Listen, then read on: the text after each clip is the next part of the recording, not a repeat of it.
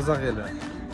Әз Наурыз мерекесі қарсаңында өтіп жатқан Наурызнама 10 күндік аясында бүгін мінекей ұлттық киімдер күні мерекесі аталып өтіп жатыр.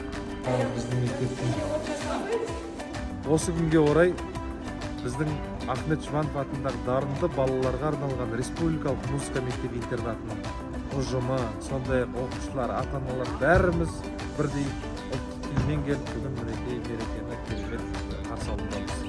Біз ұлттық киімді тек осы күнмен шектеген жоқпыз.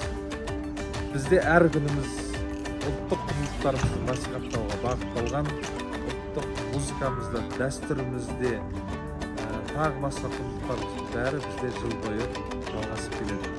Бұл күн осымен тоқтамау керек. Келе жатқан әз Наурыз құтты болсын, ұлыс оң болсын, ақ мол болсын.